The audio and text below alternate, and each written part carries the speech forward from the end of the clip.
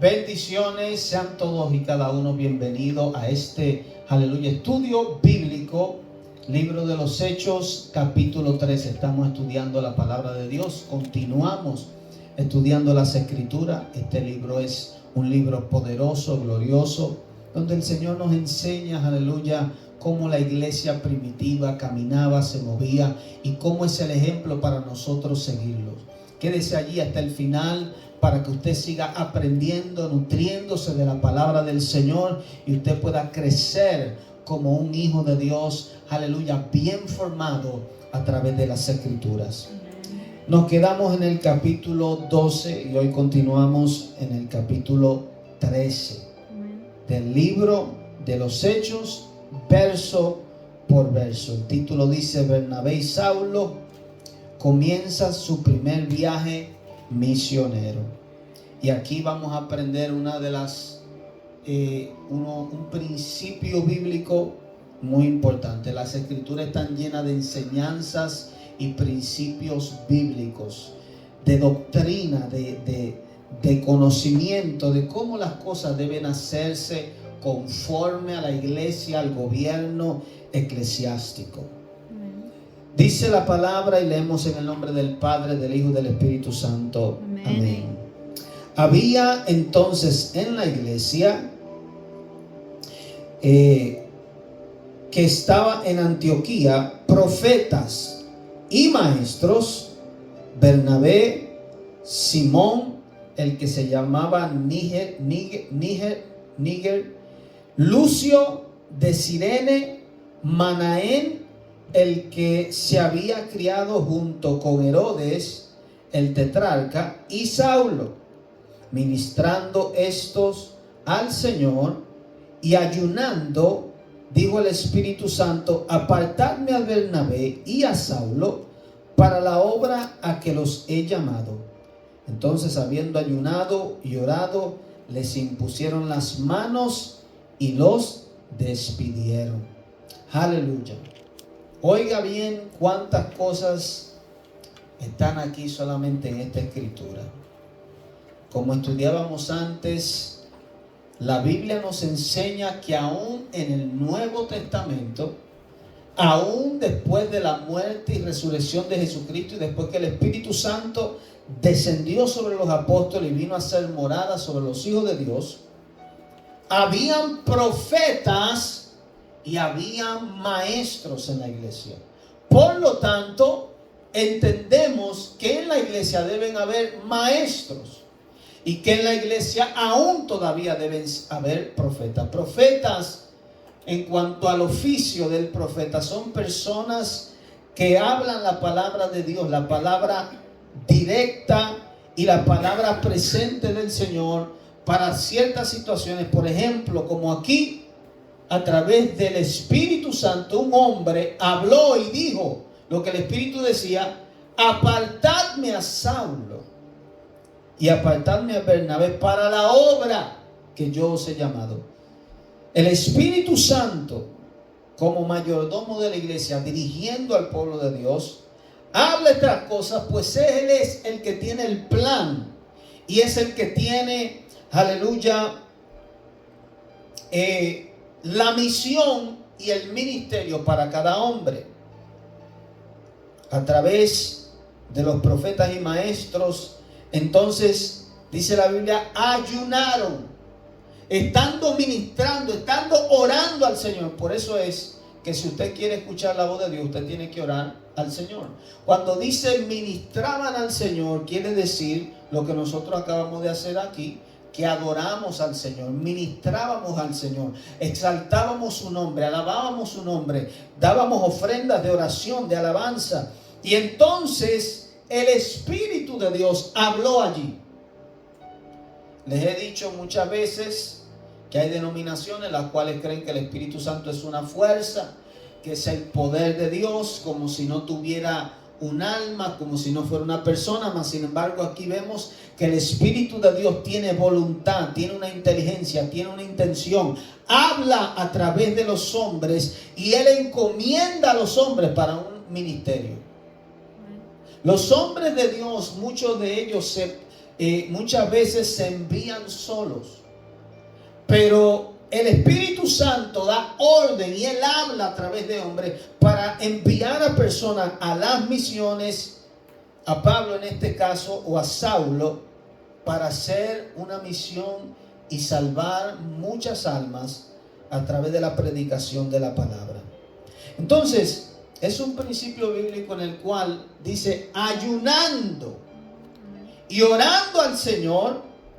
Entonces, habiendo ayunado y orado, les impusieron las manos y lo despidieron. Fíjense que una y otra vez en las Escrituras se hace imposición de manos para ordenar un ministro. Por eso es, aleluya, que en 2 ocasiones, en un momento determinado, nuestro pastor, mi tío José, en un momento nos impuso las manos, oró por nosotros y fuimos ordenados para el ministerio. Así mismo como está en las Escrituras, ese es el orden. Y así entonces nosotros tenemos esa autoridad para en el momento que el Señor indique y diga, este es el tiempo, la persona, una persona u otra que Dios haya escogido, sea ordenado para el ministerio. Amén. Aleluya. Y de aquí en adelante empieza lo que es el relato, la vida ministerial de misiones, las cuales hizo Saulo, luego llamado Pablo, juntamente con Bernabé, en lo cual ellos salieron del concilio de Jerusalén para predicar la palabra en diferentes lugares.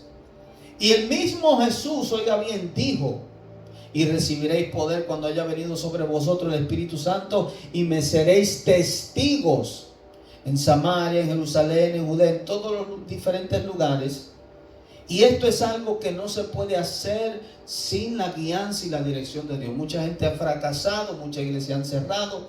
¿Por qué? Porque si no está el que Dios que te envíe, tú no vas a tener autoridad, poder, porque allá afuera hay un Satanás, hay ángeles, hay potestades, hay espíritus inmundos que pelean en contra de ti. Y si el respaldo del reino no está contigo, como hizo aquí el Espíritu Santo, que Él mismo lo ordenó, lo confirmó, lo llamó, conforme a su voluntad y conforme a su plan, entonces hay problemas. Dice, después del versículo 3, el encabezado, los apóstoles predican en Chipre.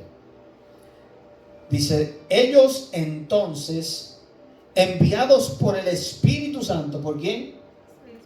El que los envió, dice aquí, fue el Espíritu Santo, la persona del Espíritu Santo, el cual, como hemos hablado antes, es el que ordena, manda y dirige la iglesia. Dice, descendieron a Seleucia y de allí navegaron a Chipre. Nombres extraños para nosotros, pero eran nombres. Y aquí aún hasta el día de hoy hay muchos lugares que tienen ese mismo nombre. Y llegados a Salamina, anunciaron la palabra de Dios en las sinagogas de los judíos. Tenían también a Juan de ayudante. Y habiendo atravesado toda la isla hasta Pafos, hallaron a cierto mago, falso profeta, judío, llamado Bar Jesús. Oiga lo que dice la palabra. Ellos salieron a predicar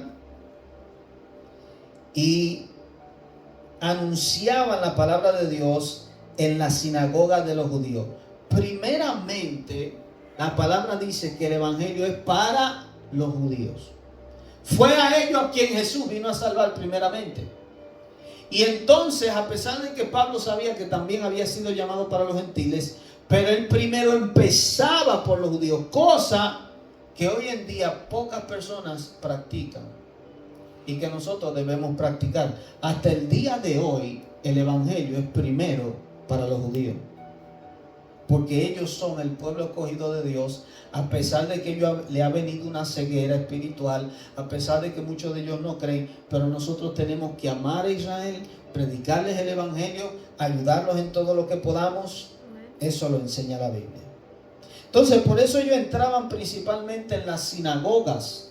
En las sinagogas era un lugar donde los judíos se reunían, leían la palabra de Dios, como una iglesia. Eran iglesias, hoy se le llama a lo que nosotros hacemos iglesias, pero en ese tiempo se le llamaba sinagoga, lugares donde los judíos se reunían y estudiaban y leían la palabra del Señor.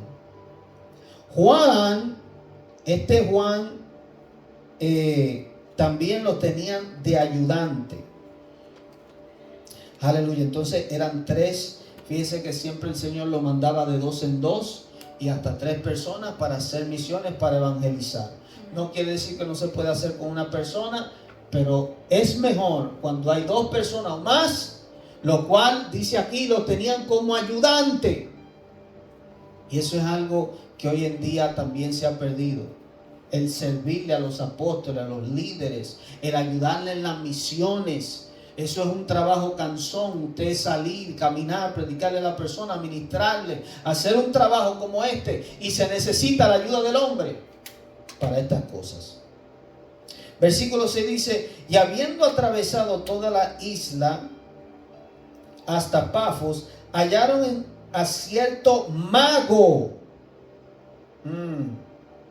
Y sabemos que las escrituras va en contra de la magia. Para los que les gusta ver, ¿verdad?, películas de magia, los que quieren tener objetos mágicos. Hoy en día los niños tienen un montón de cosas de magia y la Biblia va en contra de esas cosas. Hay en el mundo 2 poderes. Está el poder de Dios y todo otro poder sobrenatural es un poder extraño, diabólico, satánico. Entonces la magia es un poder por el cual se hacen cosas sobrenaturales por mano de demonios. Y mucha gente ignora estas cosas y no sabe que está haciendo parte con los demonios al interactuar con ellas. Entonces ellos encontraron a un cierto mago, dice, falso profeta.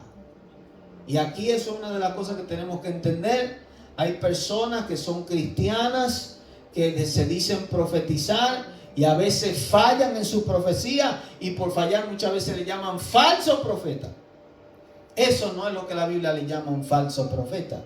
Un falso profeta es un hombre como este, mago, que está haciendo uso de un poder extraño y que habla como si fuera de parte de Dios, pero está hablando con adivinación y por espíritus. Un falso profeta es eso. No necesariamente una persona que se dice ser cristiano y que puede equivocarse en una profecía. Dice, judío. Era judío, oiga.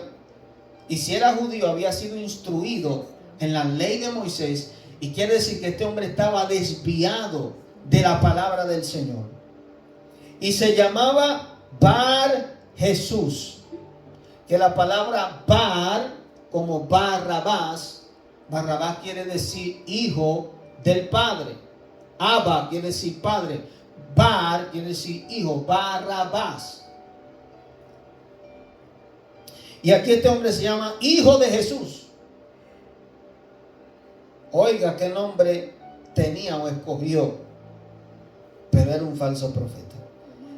Dice el versículo 7 que estaba con el procónsul Sergio Paulo, varón prudente, una persona de una alta posición, aleluya, una persona procónsul.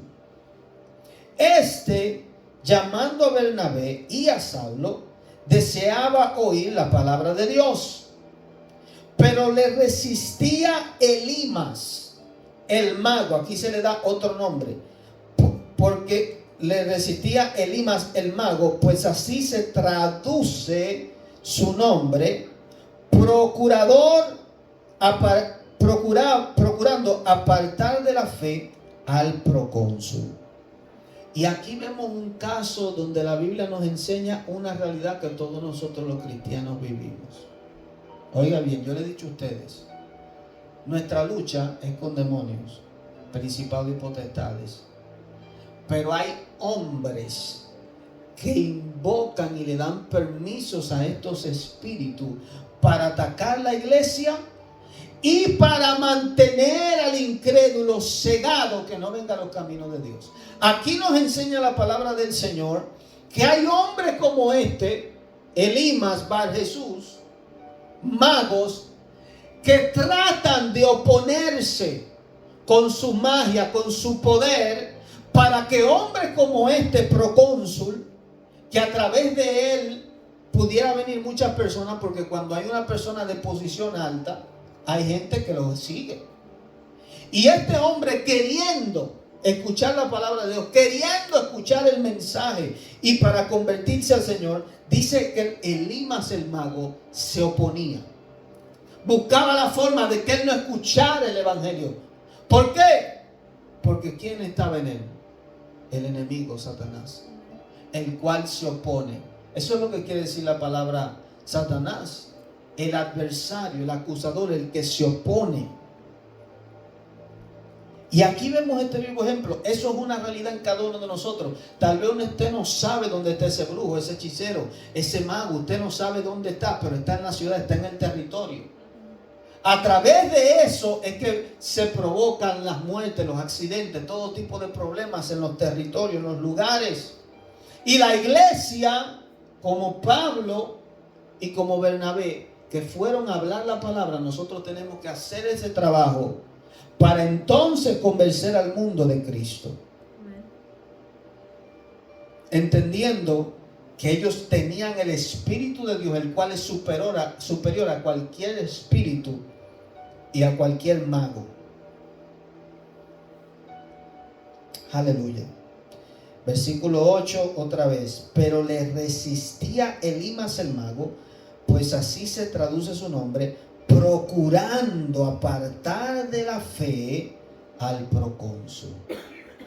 Muchos líderes como este, muchos líderes en el mundo, presidentes, gobernadores, tienen magos, tienen brujos, como este tipo de hombres, que les hacen favores espirituales y a través de ello ellos ganan elecciones, a través de ello ellos hacen decisiones, porque hay una realidad: el poder de Dios es real, pero también el poder del enemigo, el cual tiene un poder limitado, puede hacer muchas cosas, y mucha gente llega al poder así. Entonces, y ellos también se benefician de eso. Entonces este mago tenía un beneficio de este procónsul y no quería que se le quitara su posición. Eso es lo que sucede cuando nosotros llegamos a un lugar, predicamos la palabra, le arrebatamos las almas al enemigo, y esa es la lucha que tú y yo tenemos, por la cual él no quiere, porque lo que más el enemigo pudiéramos decir en el mundo, lo que más cuesta son las tierras, las propiedades. Y Satanás sabe que la propiedad más valiosa para Dios es el hombre. Satanás no anda buscando dinero, él no le beneficia nada de eso. Él utiliza al hombre para hacer sus artimañas. Entonces, cuando nosotros predicamos la palabra, le arrebatamos al enemigo, al hombre. Y por eso este mago no quería que escuchara la palabra.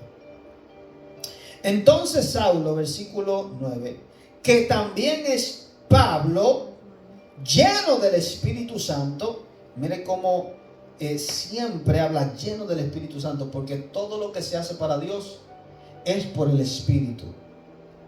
Fijando en él los ojos, dijo: oh, lleno de todo engaño. Fíjense lo que él dice. Pablo, lleno del Espíritu Santo, pudo discernir por el Espíritu lo que estaba dentro de este hombre. La Biblia dice, y Jesús lo dijo claro: Satanás es padre de mentira. Y todo espíritu inmundo, todo demonio es un mentiroso.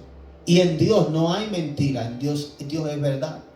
Por lo tanto, le está diciendo: tú estás lleno de Satanás, porque lleno de engaño quiere decir lleno de espíritu inmundo. Y dice: y de toda maldad. Lleno de todo engaño y de toda maldad. Dice: de toda. hijo del diablo. Oiga cómo le llaman. Muchas personas a veces se ofenden porque podemos decir, esa persona es un hijo del diablo. Todo aquel que no es hijo de Dios es hijo de Satanás. Hay muchas personas que se dicen ser hijo de Dios y son hijos del enemigo. ¿Sabe por qué? Jesús mismo se lo dijo a los judíos.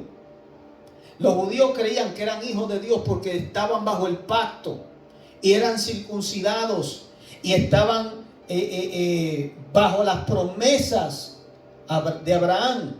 Mas Jesús le dijo, ustedes son hijos de vuestro padre Satanás, el diablo, porque los deseos de vuestro padre quieren hacer. Entonces, cuando tú ves una persona que aunque se dice ser cristiano, pero vive haciendo los deseos del enemigo, quiere decir que no es hijo de Dios. Porque la Biblia dice, el que es nacido de Dios no peca, porque la simiente de Dios está dentro de él. El que es de Dios, dice la Biblia, no peca, no quiere pecar, no busca lo malo. Pero el que es del maligno hace lo que este mago hacía. Dice, lleno de maldad, lleno de engaño, era un mentiroso, era un falso profeta. Y esto es lo que Pablo, a través del Espíritu, a través del discernimiento del Espíritu, puede ver en este hombre. Y le dice, hijo del diablo.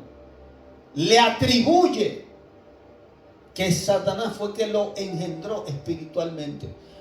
Satanás no puede engendrar a nadie físicamente, sino que por la acción de la persona, por el estilo de vida que lleva, tú puedes reconocer, este no es hijo de Dios. Los hijos de Dios se reconocen por la forma en que actúan, sus frutos. Jesús dijo, por sus frutos lo conoceréis. Y hablando de los mismos falsos profetas, por sus frutos serán conocidos. Y la Biblia habla claramente cuáles son los frutos del Espíritu: amor, paz, gozo, benignidad, paciencia, bondad, mansedumbre.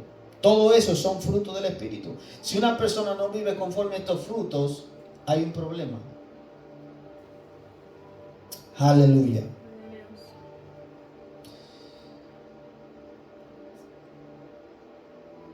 Versículo 10. Oh, lleno de todo engaño, de toda maldad, hijo del diablo, enemigo de toda justicia. ¿No cesarás de trastornar los caminos rectos del Señor? Oiga la pregunta que le hace. ¿Hasta cuándo vas a estar estorbando? ¿Hasta cuándo vas a trastornar? ¿Vas a cambiar lo que el Señor quiere hacer? Ahora pues, y oigan en qué manera Él se dirige. ¿Qué cosa es que Dios y muchos de nosotros cristianos tenemos que tener el carácter correcto? Porque se nos ha enseñado que tenemos que amar a nuestros enemigos, tenemos que amar a nuestro prójimo. Pero mire lo que hace Pedro aquí. Y yo le voy a decir por qué Él lo hizo. Ahora pues, he aquí, la mano del Señor está en contra de ti. Pero vean aquí, ¿cómo es? Porque Dios es amor. ¿Por qué no lo salva? Y serás ciego y no verás el sol por algún tiempo. E inmediatamente cayeron sobre él oscuridad y tinieblas. Y andando alrededor buscaba quien le condujese de la mano. Entonces el procónsul, viendo lo que había sucedido, creyó maravillado de la doctrina del Señor. ¿De quién es la doctrina? Del Señor. Doctrina quiere decir enseñanza. Doctrina quiere decir una forma de hacer las cosas. Y Pablo, bajo el poder del Espíritu Santo, esto es algo que una persona natural sin el poder de Dios no puede hacer. Él dijo una palabra profética. Él declaró una maldición. Maldición simplemente quiere decir un mal decir. Le dijo un mal. Vas a estar ciego por un tiempo. ¿Por qué? Porque este hombre, a pesar de que se predicaba la palabra y la escuchaba, no quería arrepentirse. No había en él arrepentimiento, sino que trataba de hacer que el procónsul no escuchara la palabra. Lo hacía con alevosía, lo hacía sabiendo que esta palabra venía de parte del cielo, pero él todavía quería apartar al hombre de la fe y estorbar los caminos del Señor. Hay personas así. Entonces el Señor, en justicia y para salvar al procónsul y que él viera el poder que Dios tiene por encima de los demonios, por encima del mago, y Dios lo hace eso una y otra vez y diario, demostrando su poder sobre el enemigo, le causó que fuera ciego. Y el procónsul entonces vio, verdaderamente este es el poder de Dios, no es de este mago. Porque todo lo que Dios hace, lo hace con un propósito. Eso trajo una salvación a este hombre que deseaba escuchar la palabra de Dios. Hay gente allá afuera que desea ser cristiano. Hay gente allá afuera que está preparado para servirle a Cristo. Pero muchas veces a personas que ustedes le han hablado, le han predicado, ¿sabe quién se está oponiendo? El mago. Estoy hablando en sentido figurado. El enemigo que está allá afuera. Pactos que personas hicieron, legalidades que tienen del enemigo, se les impide. Y nosotros tenemos que venir como vino Pablo, bajo la influencia, el poder del Espíritu Santo, para hacer esa persona libre. Porque está atada, está engañada. Aleluya. Pablo y Bernabé en Antioquía de Pisidia. Habiendo zarpado de Pafos, Pablo y sus compañeros arribaron a Perge de Panfilia. Pero Juan, apartándose de ellos, volvió a Jerusalén. Juan es el mismo Marcos. Juan, este que menciona aquí, es también Marcos, el cual se cree que fue el que escribió el libro de Marcos del Evangelio. ¿Ok? Aleluya. Y por el cual fue prácticamente, lo aprendió del Evangelio y era discípulo de Pedro. O sea que tal vez hubiera sido el Evangelio de Pedro, pero lo escribió Marcos. Aleluya. Ellos pasando de Perge llegaron a Antioquía de Pisidia y entraron en la sinagoga un día de reposo y se sentaron. Fíjese otra vez, una y otra vez, esa era la costumbre. Llegaban a la sinagoga donde estaban los judíos reunidos para predicar el Evangelio.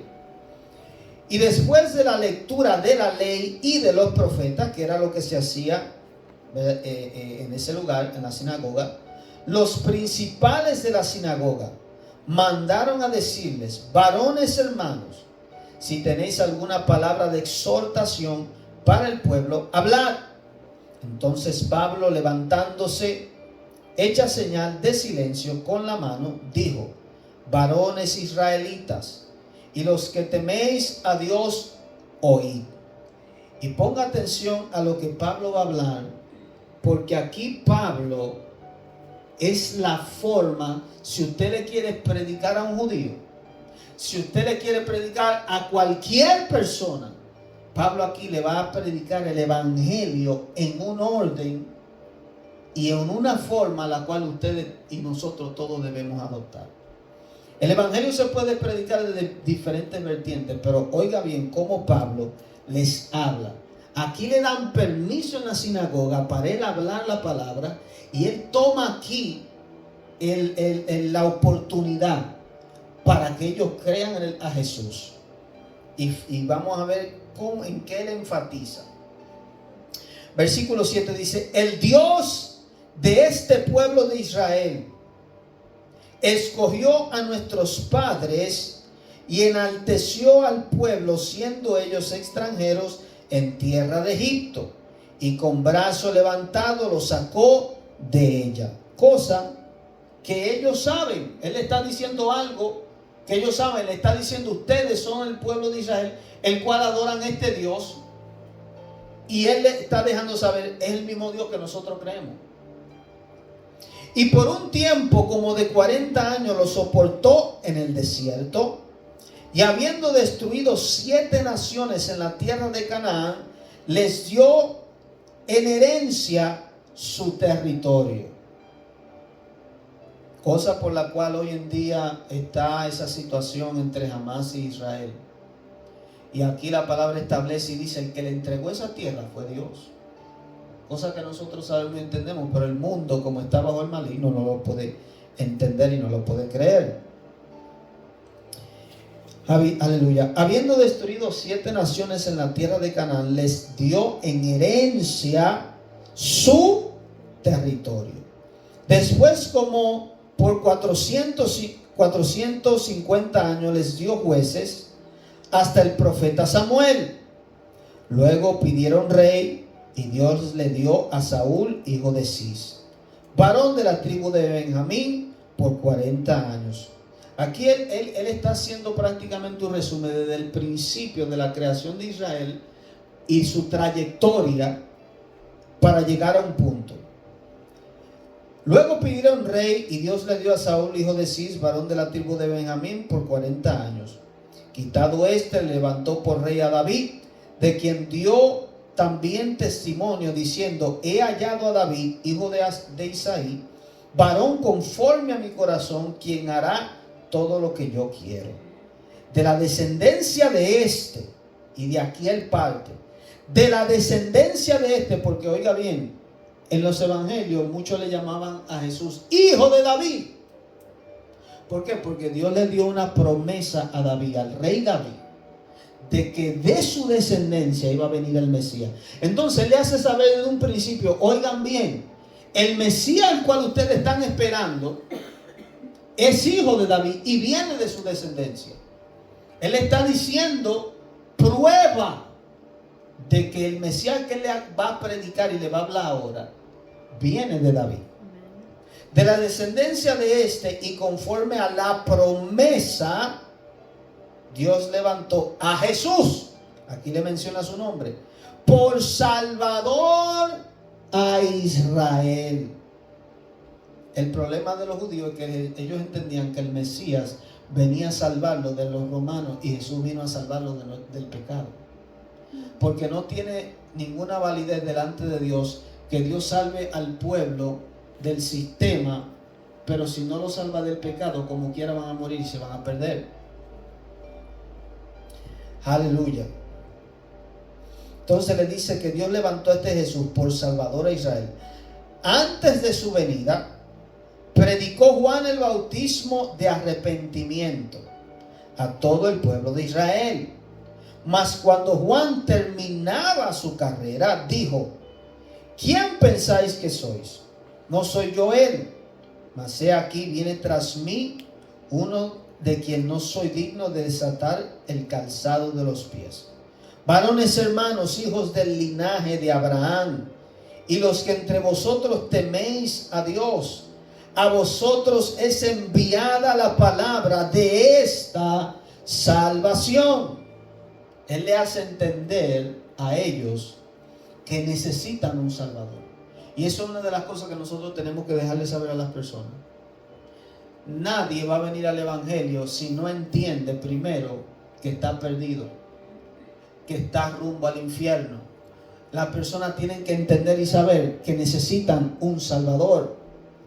Dice: porque los habitantes de Jerusalén y sus gobernantes, no conociendo a Jesús, ni las palabras de los profetas que se leen todos los días de reposo, las cumplieron al condenarle. Tremendo lo que él dice aquí. Ellos entendían que estaban haciendo algo a favor de Dios, no conociendo a Jesús, no conociendo las profecías, porque estaban en misterio. Las profecías que nosotros conocemos ahora de las Escrituras, los apóstoles nos las revelan porque Jesús se las mostró. Estaban escondidas. Eran salmos que tú los leías y tú creías que el salmista estaba hablando de él. Pero eran profecías que Dios había escondido en misterio y que ahora nos son reveladas. Y al ellos no saberla, entonces mataron a Jesús. Pero en las profecías decían que ellos iban a matarlo. Ellos hicieron algo ni dándose cuenta que Dios estaba en control de todas las cosas. Y sin hallar en él causa digna digna de muerte, pidieron a Pilato que se le matase. Mira el punto que él hace y el argumento que él hace.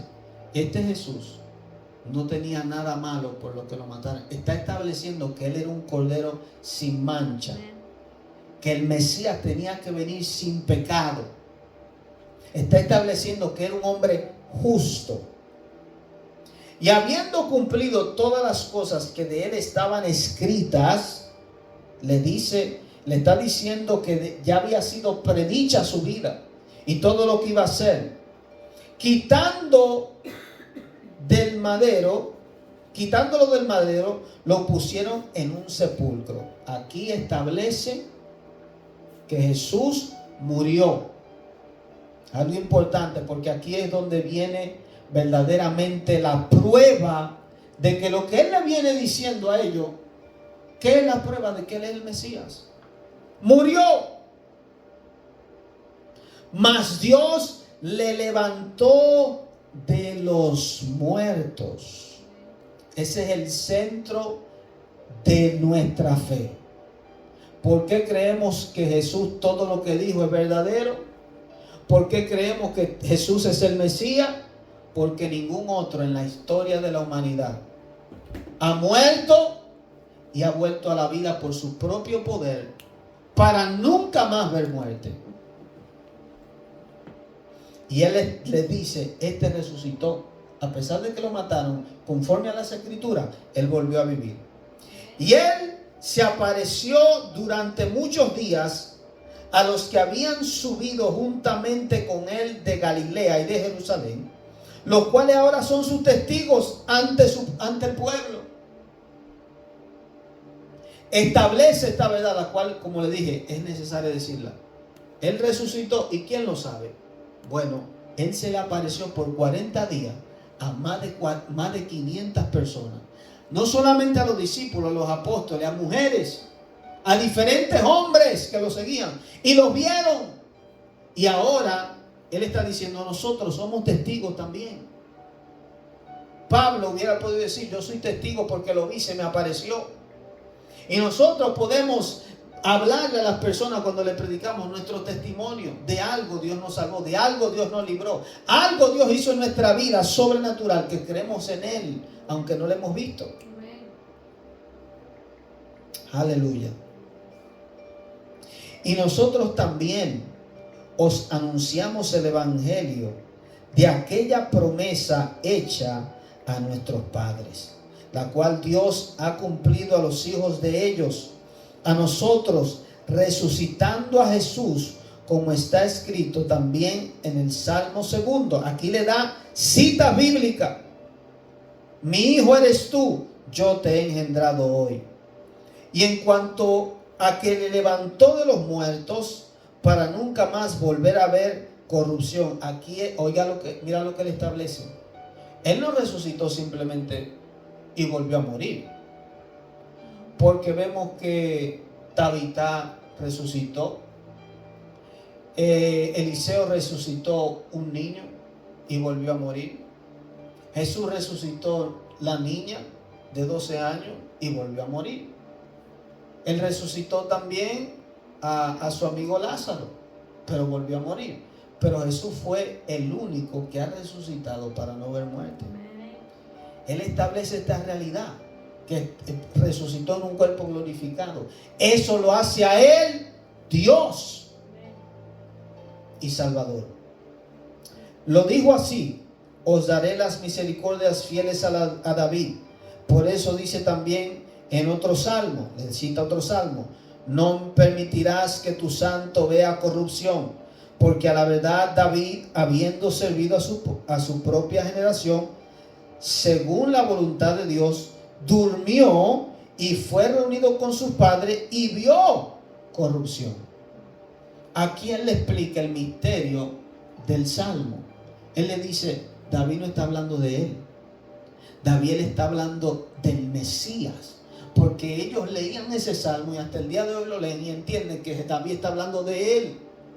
Y es una profecía que el Padre había dado a través de David, de que Jesús no iba a haber corrupción. Jesús estuvo muerto 3 días y su cuerpo no tuvo tiempo de descomponerse. sino que resucitó en un cuerpo. Pero el cuerpo de David se descompuso y sus huesos están ahí. Mas aquel a quien Dios levantó no vio corrupción. Sabed pues esto, varones hermanos, que por medio de él se os anuncia perdón de pecados. Esto es lo que el hombre tiene que entender. ¿Para qué quiero a Jesús? ¿Para qué quiero ser cristiano? Porque tengo una deuda con Dios, la cual solo Jesús la puede quitar. Tengo una deuda tengo una sentencia que voy a ir al infierno, y solamente creyendo en Jesús, el que resucitó de los muertos, el que había sido prometido para salvación, creyendo en él, tengo perdón de pecado y tengo vida eterna. Y que de todo aquello de que por la ley de Moisés no pudiste ser justificados, en él es justificado todo aquel que cree. Oiga lo que él le dice en cuanto a la ley. En otras palabras le está diciendo: ustedes son judíos, ustedes se les dio mandamientos, pero ninguno de ustedes nunca pudo obedecer todos los mandamientos. Por lo tanto, la ley no pudo justificar a nadie para salvación. Mas sin embargo, ahora, por la promesa, por creer en Jesús, no por obra, sino por la fe, simplemente por creer que Él es el Salvador que resucitó de entre los muertos, y darle y entregarle tu vida, tú puedes ser perdonado de tus pecados y ser salvo para vivir eternamente con Dios y no perecer en la condenación del infierno. Mirad pues, versículo 40, que no venga sobre vosotros lo que está dicho en los profetas. Mirad, oh menospreciadores, y asombraos y pereced, porque yo hago una obra en vosotros, en vuestros días, obra que no creeréis, si alguien os la contare. Una profecía que está hablando del pueblo de Israel. El Señor está diciendo: voy a hacer algo nuevo. Los judíos no pudieron entender que Dios, que había dado la ley, fue por un tiempo hasta la venida de Cristo, para entonces hacer un nuevo pacto con ellos. Y ellos hasta el día de hoy no pueden entender cómo es posible que Dios, las leyes que dio a través de Moisés, el profeta que nosotros creemos, vaya a cambiar las cosas.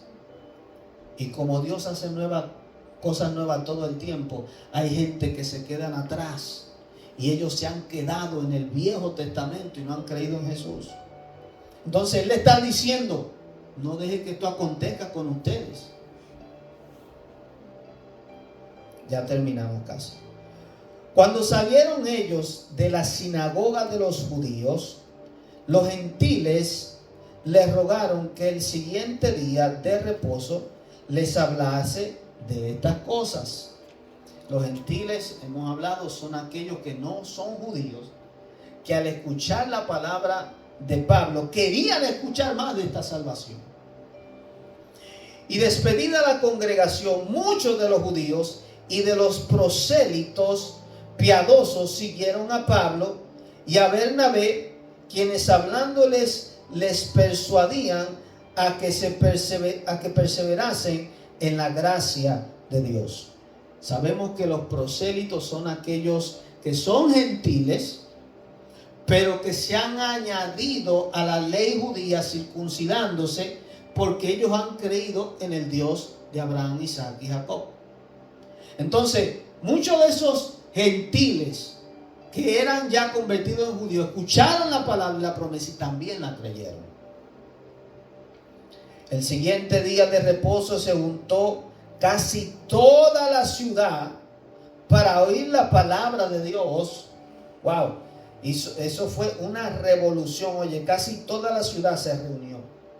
Todo el pueblo se divulgó la palabra. Hay un Salvador, hay uno que resucitó de entre los muertos, hay uno que está ofreciendo vida eterna. Y ellos acudieron a esa palabra. Pero viendo los judíos la muchedumbre, se llenaron de celos y rebatían lo que Pablo decía, contradiciendo y blasfemando. La misma palabra, antes de todo esto, el Padre, el Señor, había dado profecía de que iba a hacer que el pueblo de Israel tuviera celo. Al ellos ver la multitud de los gentiles, entendiendo los judíos que el evangelio primero era para ellos, que la salvación era de ellos, que ellos eran el pueblo escogido de Dios, se pusieron celosos por ver que también los gentiles venían a esta salvación. Ellos no podían entender que Dios estaba llamando a diferentes naciones al evangelio. Es una de las cosas que hasta el día de hoy ellos no entienden y no creen. ¿Cómo va a ser si Dios nos ha mandado a apartarnos de los gentiles y nosotros somos pueblo escogido de Él? Ese celo que Dios dijo que lo iba a provocar, ellos mucho tiempo cometieron fornicación con diferentes falsos dioses y ponían a Dios a celo. Y ahora el Señor, al llamar a los gentiles, ellos tienen celo de lo que Dios está haciendo y de los gentiles. Y rebatían a Pablo, le contradecían y aún blasfemaban. Entonces Pablo y Bernabé, hablando con denuedo, dijeron: a vosotros a la verdad era necesario que se os hablase primero la palabra de Dios. Mas puesto que la desecháis y no os juzgáis dignos de la vida eterna, he aquí nos volvemos a los gentiles. Porque así nos ha mandado el Señor diciendo: te he puesto para luz de los gentiles, a fin de que sea para salvación hasta lo último de la tierra. Pablo entendía su llamado. Y como ellos entonces blasfemaban y rebatían y argumentaban y no querían recibir la palabra, Pablo hizo así, les dio la espalda. Y le dijo: ustedes, a la verdad, era primero que teníamos que predicarle. Pero como ustedes no la aceptan, pues entonces, mira qué diferencia hay entre muchos de nosotros que muchas veces estamos como rogándole, insistiendo a las personas: cree en Jesús, ven a Cristo. Pablo tiene el mensaje como algo tan preciado que si tú no lo quieres, el que pierde eres tú. El que no quiere a Cristo, usted es el que pierde. Y él simplemente dijo: ustedes no quieren el evangelio, no quieren a Cristo, no quieren la salvación, ustedes no son dignos de ella. Pues entonces le vamos a predicar a los gentiles, los que sí la desean, los que sí la quieren. Por eso no podemos estar insistiéndole a una persona tanto, porque un día se va a dar cuenta que lo que tú le estabas ofreciendo era la vida eterna, y quiera Dios que no sea tarde y se pierde esa persona. Aleluya. Los gentiles oyendo esto, se regocijaban y glorificaban la palabra del Señor, y creyendo todos los que estaban ordenados para vida eterna. Oiga, o sea, que hay personas que ya Dios sabe que están para salvación. Hay personas ordenadas. Hay personas que Dios sabe y entiende que puede salvar y quiere salvar. Hay otros que no. La Biblia dice: no es de todo la fe. Y la palabra del Señor se difundía por toda aquella provincia, pero los judíos instigaron a mujeres piadosas y distinguidas y a los principales de la ciudad, y levantaron persecución contra Pablo y Bernabé, y los expulsaron de sus límites. Ellos entonces sacudieron contra ellos el polvo de sus pies, llegaron a Iconio, y los discípulos estaban llenos de gozo y del Espíritu Santo. Mira qué actitud toma Pablo y Bernabé. ¿Y qué sucede una y otra vez cuando se predica el evangelio? Dios nos da victoria, ganamos almas, pero también viene persecución. Tenemos que estar listos para eso, van a haber situaciones que el enemigo va a levantar y que Dios va a permitir, aleluya, porque aquí sucedió. Dice que influenciaron, hablaron mal con los líderes, y eso pasa, y está pasando el día de hoy, que tú sales a predicar la palabra y la policía muchas veces se opone. Las leyes creadas por los gobiernos, influenciadas por hombres con el enemigo, están impidiendo que la palabra llegue. Ya a través de muchas redes sociales tú no puedes predicar ciertas cosas. ¿Por qué? Porque se oponen. Entonces, ¿qué hizo Pedro? Sacudió el polvo, como dijo Jesús. Dijo, ustedes no lo quieren aquí, pues entonces vamos a llevar el evangelio a otros que sí lo quieren. Y los discípulos estaban llenos de gozo y del Espíritu Santo. Discípulos. Amén. Así que lo vamos a dejar hasta ahí. La semana que viene continuamos en el capítulo 14. Espero que le haya sido de bendición, de aprendizaje. Sigue estudiando las Escrituras, la palabra de Dios. Que Dios le bendiga. Será hasta la próxima.